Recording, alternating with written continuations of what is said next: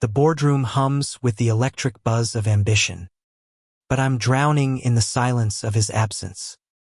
Jamie's laughter used to fill every empty space in my life. Now, his ghost sits beside me, invisible to everyone but me. I see him in the flicker of every conference call. His warm brown eyes watching me chase the dream that tore us apart.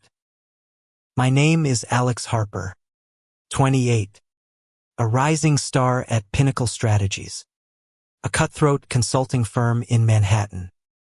3 years ago, I walked away from Jamie Ellison, the only person who ever made me feel whole, because I thought a corner office would. Now, I'm the youngest senior consultant in the firm's history, but every deal I close feels like another nail in the coffin of who I used to be. It started in Boston, where Jamie and I met at a dive bar near MIT. I was a grad student, crunching numbers for a finance degree, while he was a painter, his hands always smudged with color, his dreams as vivid as his canvases. We were 23, reckless, and in love, two men who found each other in a world that didn't always understand us. Our nights were spent tangled in cheap sheets, whispering about a future where my spreadsheets and his art could coexist. But ambition is a cruel thief. When Pinnacle offered me a job in New York, with a salary that could buy my parents' house outright, I saw a chance to prove myself. Jamie begged me to stay, his voice breaking as he said, "You're choosing a life that'll eat you alive." I didn't listen. I packed my bags, kissed him goodbye, and promised we'd make it work long distance. We didn't. The first year was a blur of late nights and missed calls. Jamie's texts grew shorter, his voice colder. I told myself it was temporary, that I'd build my empire and bring him to New York. But by the time I got my first promotion, he'd stopped answering. I found out through a mutual friend he'd moved to Chicago, chasing his own dreams.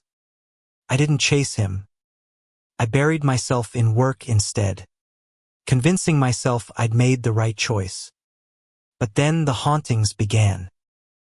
It's not a ghost story in the supernatural sense, but it might as well be. Jamie appears in every meeting, every quiet moment. Not the real Jamie, but a vision so vivid it stops my heart. He sits across from me at conference tables, his translucent figure leaning back, one eyebrow raised like he's judging my every move. He's there when I pitch to clients, his silent presence reminding me of the life I traded for this sterile office. No one else sees him. My colleagues drone on about profit margins while I fight to keep my eyes off the man who isn't there. Today, I'm presenting to a room of executives from a tech startup. The stakes are Highland this client, and I'm on track for partner by 30. My slides are flawless, my voice steady, but Jamie's ghost is perched on the edge of the table, swinging his legs like he used to on our old couch. "You're killing it, Alex," he says, his voice a memory I can't shake. "But are you happy?" I falter mid-sentence, my throat tightening. The room doesn't notice, but my assistant, Priya, shoots me a concerned glance. I recover, nailing the pitch, but Jamie's question lingers. After the meeting, Priya corners me. She's 25, sharp as a tack, and the only person at Pinnacle who seems to care about me beyond my billable hours. "You okay, Alex? You zoned out there for a second." I force a smile, muttering something about lack of sleep. She doesn't buy it but lets it go. Priya's good at reading people, and I'm terrified she'll see through me one day, see the ghost I can't escape. That night, I'm alone in my apartment, a sleek loft in Tribeca that feels more like a showroom than a home. I pour a whiskey, staring at the city skyline. And Jamie's there again, leaning against the window. "You got everything you wanted," he says, his voice soft but cutting. "Was it worth it?" I don't answer. I never do. But the truth claws at me. I gave up my soulmate for a career. And now he haunts every meeting like a ghost beside me. The next day, I'm back in the grind, prepping for a merger that could make or break my year. My team's buzzing, but I'm distracted, replaying Jamie's words. Then my phone buzzes a LinkedIn notification. Jamie Ellison has updated his profile, lead artist. Chicago Art Collective. There's a photo of him, smiling, his hair longer, standing in front of a mural. My chest aches. He's thriving, and I'm here, haunted by what could have been. I click on his profile, my finger hovering over the message button. Do I dare reach out? Or do I keep letting his ghost define me? I stare at Jamie's LinkedIn photo until my eyes burn. He's standing in front of a mural bursting with color blues and reds swirling like the emotions I've buried for years. My finger trembles over the message button, but I close the app instead, tossing my phone onto the couch like it's radioactive. What would I even say? Sorry I broke your heart to chase a corner office. I down the rest of my whiskey, the burn doing nothing to dull the ache. Pinnacle. The merger prep consumes my days. My team's a machine, churning out financial models and pitch decks. But I'm running on fumes. Jamie's ghost is relentless, appearing in every reflective surface glass walls, polished tables, even the coffee machine. He doesn't speak as much now, just watches, his brown eyes heavy with unspoken words. I'm losing my edge, and Priya notices.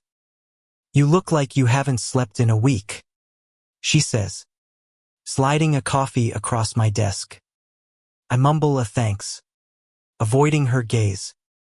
She lingers, like she's waiting for me to crack. I don't. The merger meeting is a beast 12 hours of negotiations with a room full of egos. I'm leading the charge. My voice sharp. My numbers airtight. But Jamie's there, sitting in an empty chair, his head tilted like he's studying me. You're playing a role, Alex.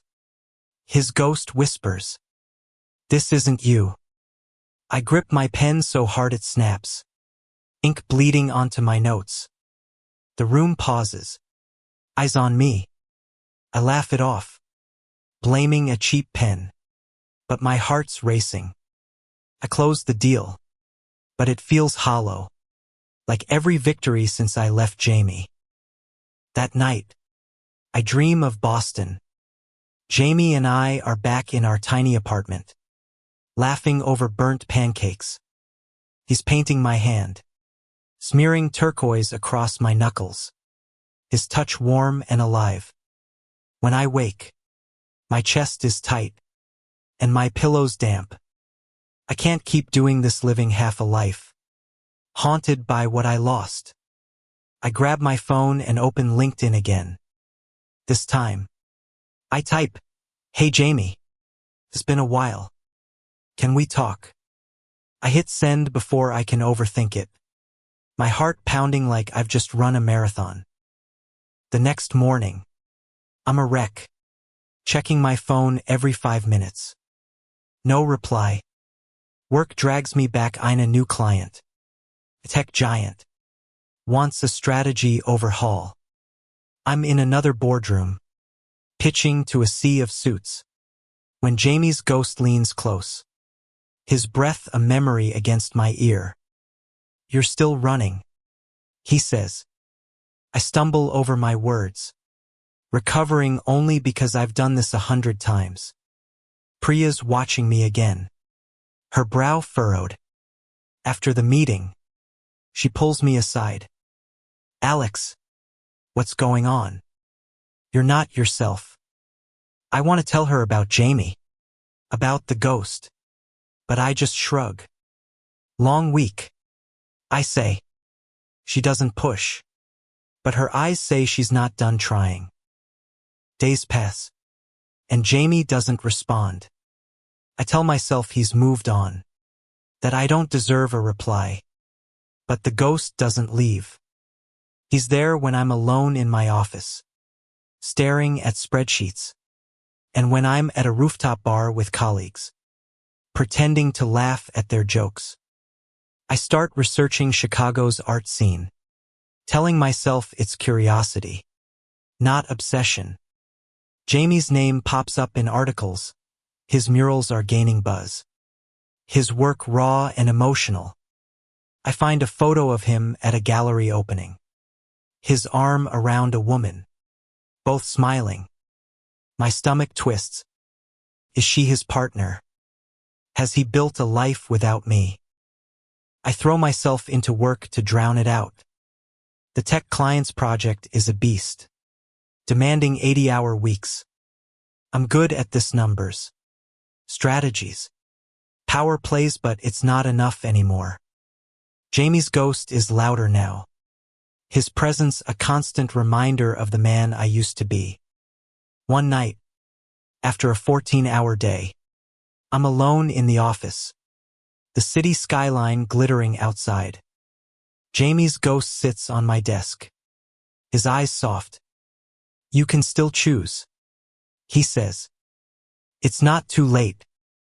I laugh, bitter. Choose what? To throw away everything I've built. But his words stick, burrowing into me.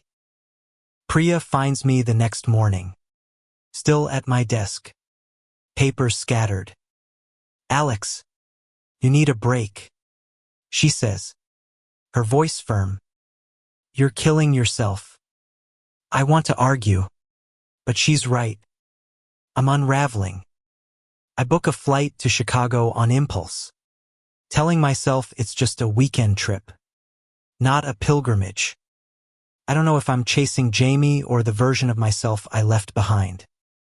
All I know is I can't keep running from his ghost. Chicago's wind cuts through my jacket as I step off the plane. A sharp reminder I'm not in New York anymore. It's been 3 years since I've seen Jamie in the flesh, and the city feels like his territory. Every mural and gallery a piece of his soul. I haven't told him I'm here. His silence on LinkedIn was answer enough, but I can't shake the need to see him. To know if his ghost is more than my guilt playing tricks. I check into a hotel downtown, a modest place far from Pinnacle's glossy world. My room overlooks the Chicago River, its surface reflecting lights like Jamie's paintings. His ghost is here too, leaning against the window, his smile faint. You're scared, he says, and I don't deny it. I'm terrified of what I'll find if I track him down, terrified he's happy without me. Or worse, that he's not. I spend the evening scrolling through his art collective's website, memorizing dates of gallery events. There's an opening tomorrow night, and Jamie's name is on the flyer. My heart lurches. This is why I came. The gallery is a converted warehouse in Wicker Park, packed with people sipping wine and murmuring about art. I'm out of place in my tailored blazer, more corporate than creative. Jamie's murals dominate the space, vibrant swirls of color telling stories of love and loss. I see us in every brushstroke, your late-night talks, our fights, our promises. His ghost stands beside me, silent, as I stare at a canvas that feels like my own heart laid bare. Then I see him, the real Jamie, across the room, laughing with a group of artists. He's leaner, his hair longer, but his smile is the same, warm and unguarded. My throat closes. I linger in the shadows, watching him work the room. He's magnetic, drawing people in like he did me.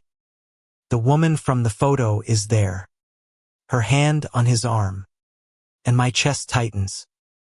I want to leave, but my feet won't move. Then his eyes meet mine, and the world stops.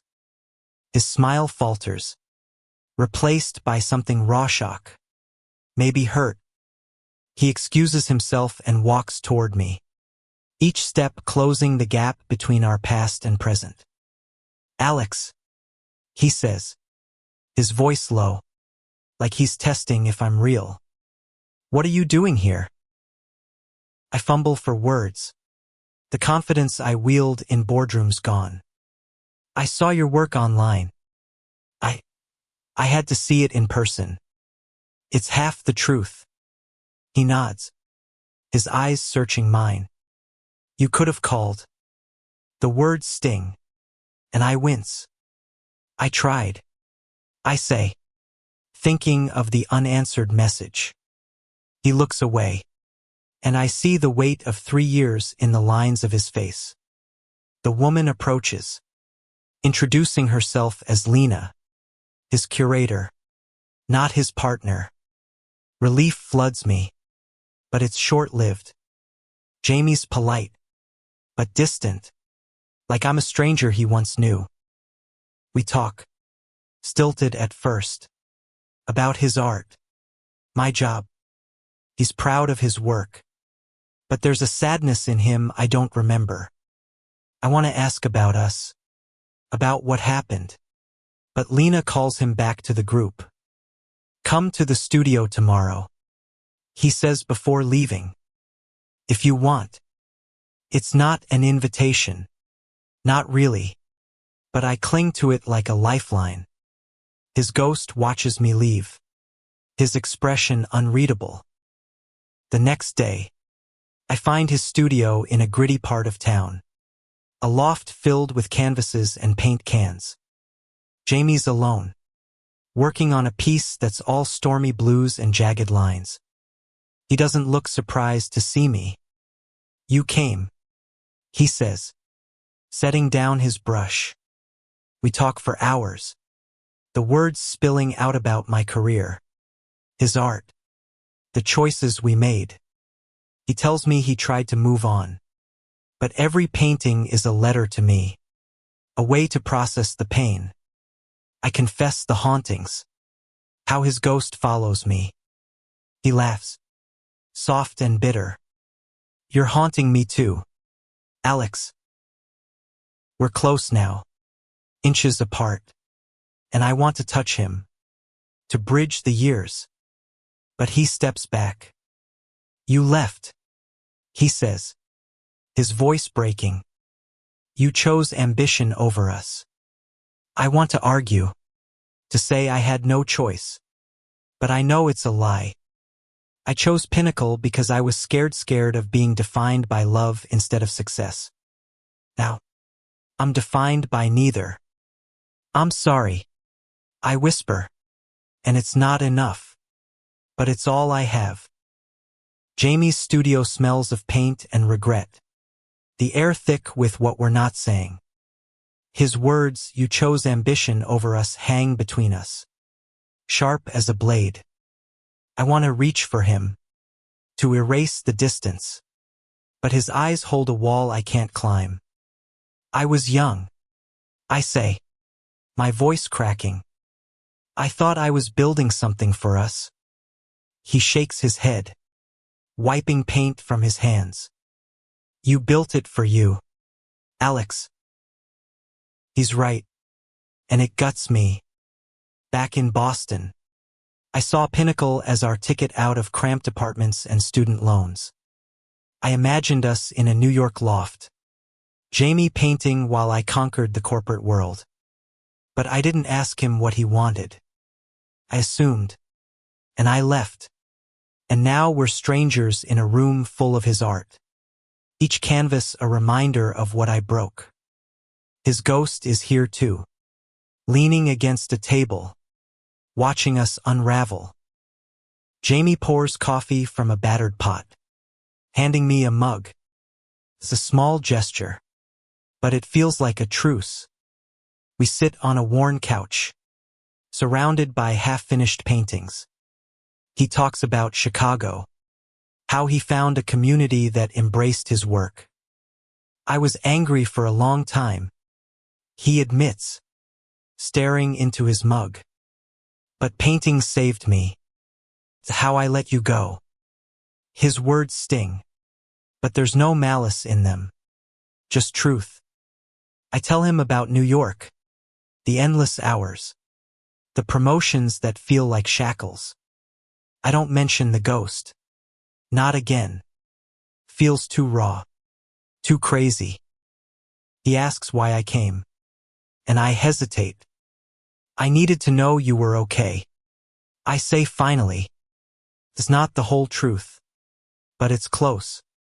He studies me, his brown eyes softening. I'm okay, Alex. But are you? The question mirrors his ghosts, and I can't answer. I'm not okay. I'm a man chasing a dream that's killing him, haunted by a love I threw away. Jamie's ghost shifts, his expression almost pitying. We talk until the sun dips low, the studio glowing orange. It's easy, like slipping into an old song, but there's a current of pain beneath it. I want to ask if there's a chance for us, but I'm scared of the answer. Instead, I ask about his next show. He lights up, describing a mural project for a community center. It's about belonging, he says, and I feel the weight of my own isolation. I don't belong anywhere, not at Pinnacle. Not here. As I leave, he walks me to the door. Don't be a stranger, he says, and it's not a promise, but it's something. I fly back to New York, the city's lights blurring below me. Jamie's ghost is quiet on the plane, but his real voice echoes in my head. Pinnacle. The tech client project is in overdrive. I dive in, hoping work will drown out Chicago. It doesn't. Priya notices my distraction, pulling me aside after a meeting. You're somewhere else, Alex, she says. Talk to me. I don't. Can't. Days later, Jamie texts, thanks for coming. It meant something. My heart leaps, but I don't know how to reply. I draft a dozen messages, deleting each one. Work pulls me back, a crisis with the client's budget. I'm in a boardroom, presenting solutions, when Jamie's ghost sits beside me, his hand ghosting over mine. You're still choosing, he whispers. I push through, but my voice shakes. Priya's watching, her concern growing. That night, I call my mom. She's in Ohio, still in the house I grew up in. I tell her about Jamie, about Chicago. She listens, then says, you can't outrun love. Alex, it's not a race. Her words hit hard, and I cry for the first time in years. Jamie's ghost is there, silent. As I sob into my empty apartment, I realize I don't want to be this man anymore, the one who sacrifices everything for a title. But what does that mean? Quit Pinnacle. Chase Jamie. I don't know how to start over. I text Jamie, I'm glad you're okay. I'm still figuring it out. It's vague, but it's honest. He doesn't reply, and I don't expect him to. Back at work, I'm functional, but the spark's gone. Priya corners me again, insisting I take a weekend off. I don't argue. Maybe she's right. Maybe I need to face the ghost and myself before I lose everything. The weekend off feels like a sentence, not a reprieve. My Tribeca loft is too quiet. The city's hum, a mocking reminder of the life I've built, polished. Empty. Haunted. Jamie's ghost lingers in every corner. His translucent form sprawled on my couch, sketching invisible lines in the air. "What are you waiting for?" he asks, his voice a soft echo. "I don't know." Permission to feel again. A sign I haven't ruined everything. I try to distract myself. Binge watching shows. Ordering takeout. But nothing sticks. Jamie's text, "It meant something," burns in my mind. I pull up his art collective's website, scrolling through photos of his murals. One catches my eye, a figure standing at a crossroads. One path leading to a city skyline, the other to a vibrant field. It's us, or what we could have been. I book another flight to Chicago, telling myself it's not desperation, just clarity. This time, I tell Jamie I'm coming. His reply is short. Studio. Saturday. 2 p.m. No warmth. No promises. But it's enough to keep me going. Pinnacle. I'm barely present. The tech client's project is nearing its deadline, and my team's counting on me. I deliver, but my heart's not in it. Priya's onto me, her questions sharper now. "You're chasing something," she says after a late meeting. Or someone. I don't deny it, but I don't spill either. She deserves better, but I'm not ready to crack open. Chicago's colder this time, the November wind biting as I head to Jamie's studio. He's there, painting, his back to me. The canvas is a riot of color, two figures, hands almost touching, separated by a jagged line. He turns, his eyes guarded but not cold. "You're back," he says, like it's a fact, not a question. I nod, unsure where to start. We don't talk about us right away. Instead, he shows me his latest work, explaining the stories behind each piece. His passion is electric. And for a moment, I'm 23 again, falling for him in that Boston dive bar. We end up at a diner, the kind with sticky tables and endless coffee refills. The conversation turns personal. I tell him about the ghost, how he haunts my meetings, my dreams. He listens, his fingers tracing patterns on the table. "I see you too," he admits, his voice low. "In every painting, every empty room." My heart stutters. He hasn't let go either, but he's not ready to forgive. "You hurt me, Alex," he says. "You made me feel like I wasn't enough." I want to argue, but he's right. I chose ambition over him, over us. I reach for his hand, and he doesn't pull away. It's the first time I've touched him in 3 years, and it's like coming home.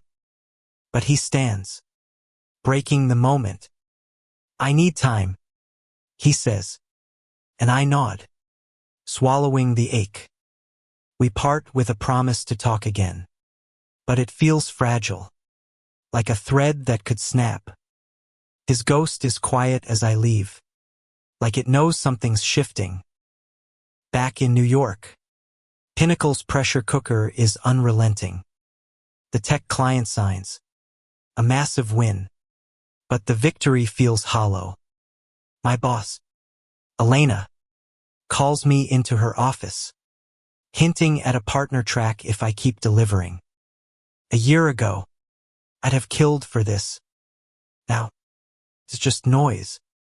Priya's the only one keeping me grounded, dragging me to lunch, forcing me to laugh. "You're different," she says one day, her eyes sharp. "Like you're waking up." Maybe I am. I start journaling, something I haven't done since college. It's messy, full of Jamie, the ghost, and questions about what I want. I write about the man I was with him, open, hopeful, alive. I'm not that man anymore, but I could be. I text Jamie, keeping it light, sharing a memory of our Boston days. He responds, cautious but warm. It's a start. The ghost is fainter now, appearing less often, like it's fading as I face the real Jamie. But work is a tug of war. Elena piles on more projects, and I'm drowning again. One night, I snap, telling Priya I'm thinking of quitting. She doesn't flinch. Then do it, she says. Life's too short to live for a paycheck. Her words echo Jamie's ghost, and I realize I'm at my own crossroads, just like his mural. The idea of quitting Pinnacle feels like jumping off a cliff. Thrilling and terrifying. I've spent years building this life, late nights, missed birthdays, all for a shot at partner. But Priya's words, life's too short, stick like glue. And Jamie's ghost, though fainter, still whispers, choose. I'm caught between the man I am and the one I want to be. And the weight of it is crushing. I don't quit right away. Instead, I double down, trying to prove I can balance work and whatever's growing with Jamie. We text more now.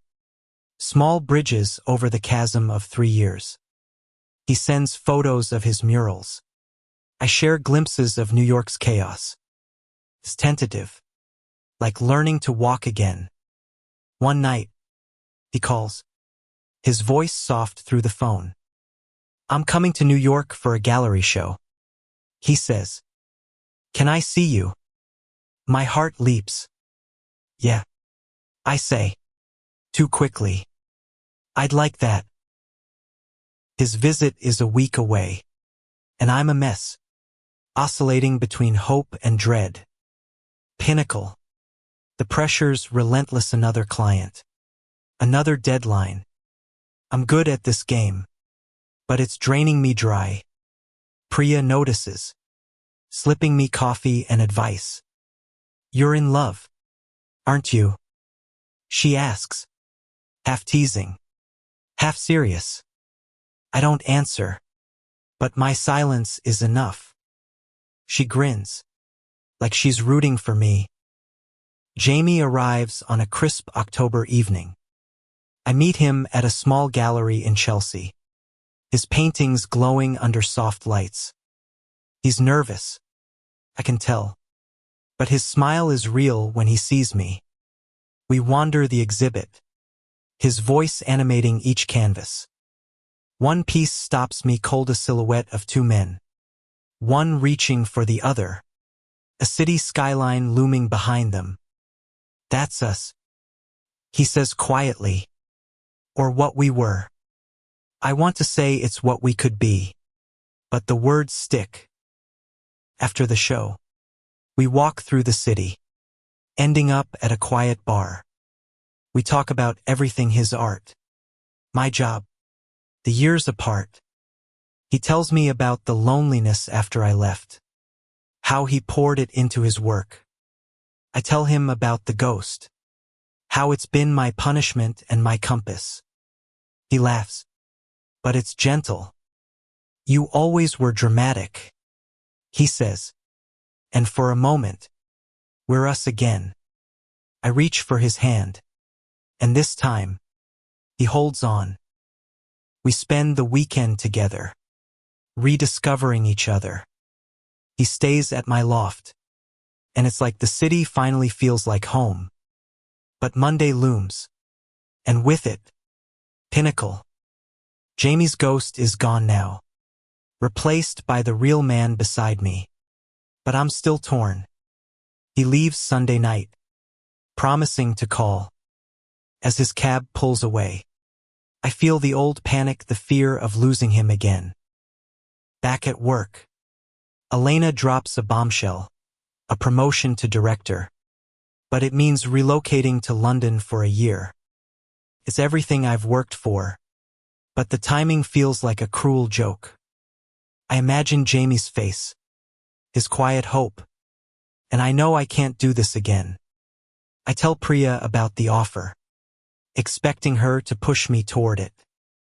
Instead, she says, "What's the point of winning if you're miserable?" She's right, but the fear of letting go is paralyzing. I call Jamie, spilling everything: the promotion, the ghost, my doubts. He listens, then says, "I don't want to be the reason you give up your dreams, Alex, but I won't be your second choice again." His words are a gut punch, but they're fair. I spend the night staring at the skyline, searching for answers. The ghost is gone, but Jamie's voice is louder, urging me to choose myself this time. I start researching art collectives in New York, wondering if I could build a life that includes Jamie without sacrificing everything. I'm not ready to quit Pinnacle, but I'm done letting it define me. I draft an email to Elena, asking for time to consider the London offer. It's a small step, but it feels like freedom. Jamie texts me a photo of his latest sketch: two hands, intertwined, no jagged lines. I smile, knowing I'm not done fighting for us. The email to Elena sits in my drafts, a ticking bomb.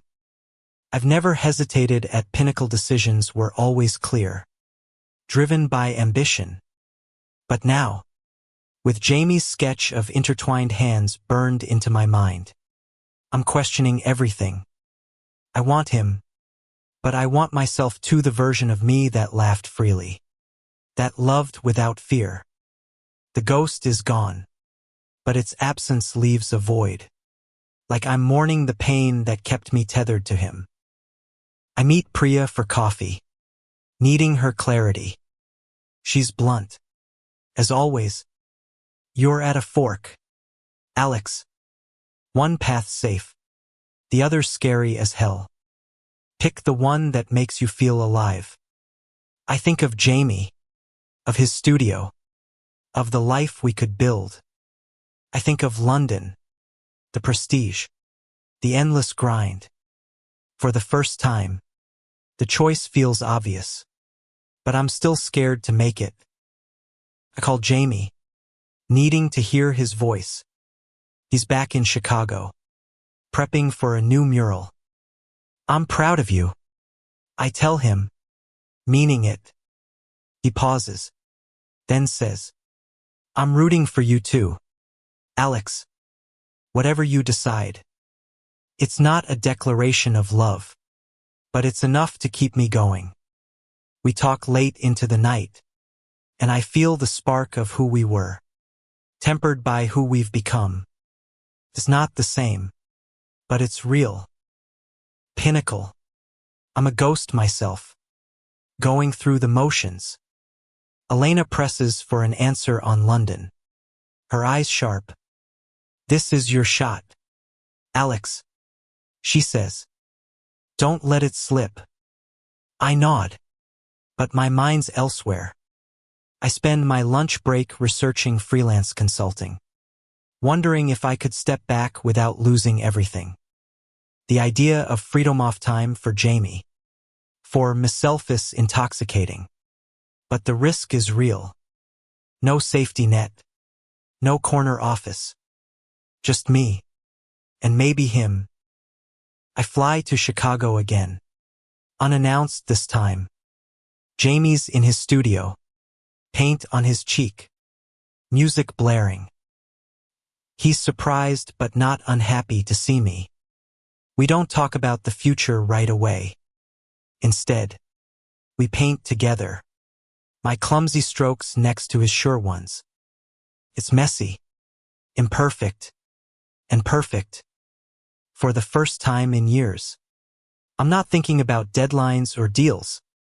I'm just here, with him. We talk over dinner, Takeout spread across his studio floor. I tell him about London, about my doubts. He listens, his eyes steady. I don't want you to give up your life for me, he says. But I want you to choose a life you love. His words echo Priya's, and I realize they're both right. I've been living for a title, not a life.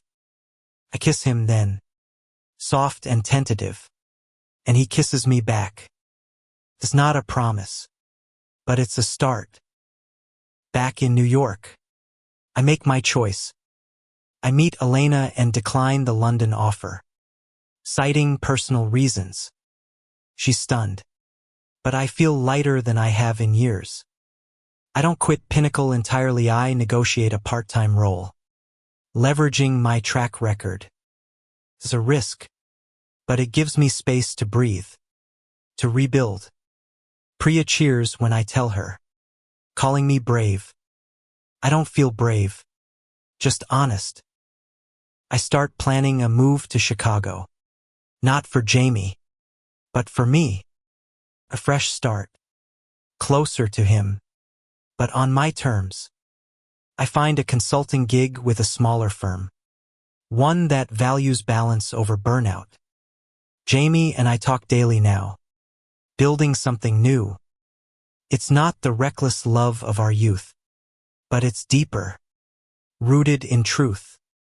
His sketches arrive in my inbox, each one a step toward us. I'm not haunted anymore, but I'm not whole yet either. I'm getting there, one choice at a time.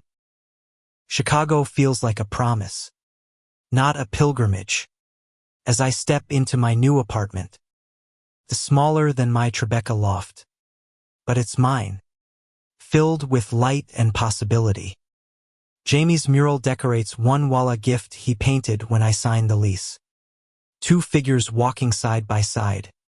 No jagged lines. We're not living together. Not yet. But he's a 10-minute walk away. And that's enough for now. My new job at a boutique consulting firm is a world away from Pinnacle's grind. The hours are human. The client's creative. And I'm learning to love work again. I'm not the star anymore. But I'm okay with that. I'm building something real. Not just a resume.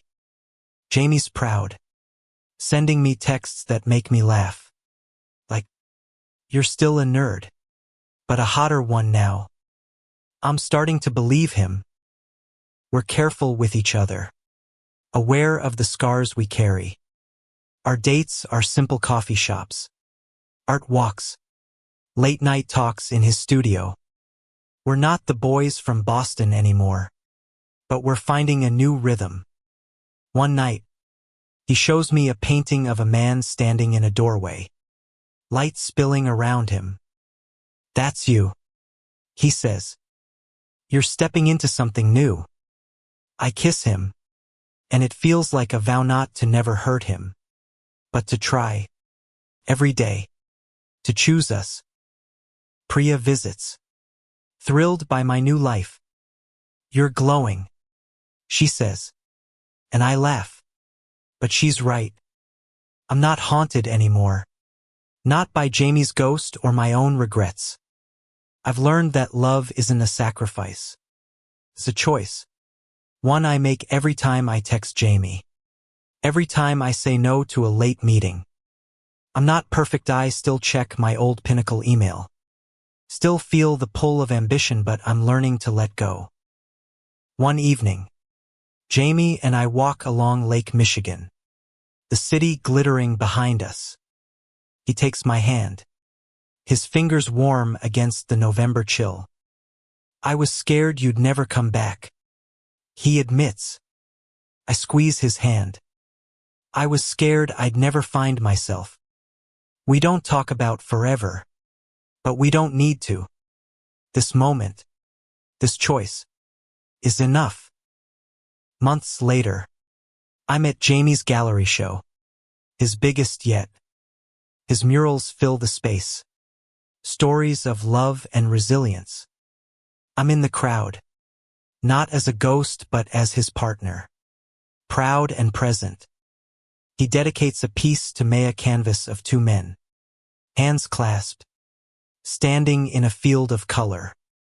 The crowd claps, but I only see him. After, we steal a moment alone, and he whispers, "We made it, Alex." I nod, my throat tight. We're not the end of our story, but we're a damn good chapter. Looking back, I see the cost of my choices, the years lost, the pain I caused. But I also see the man I'm becoming. One who chooses love, not out of fear, but strength. Jamie's not my soulmate because he completes me. He's my soulmate because he challenges me to be whole. And every day, I choose him, not as a ghost, but as the man beside me, painting our future one brushstroke at a time.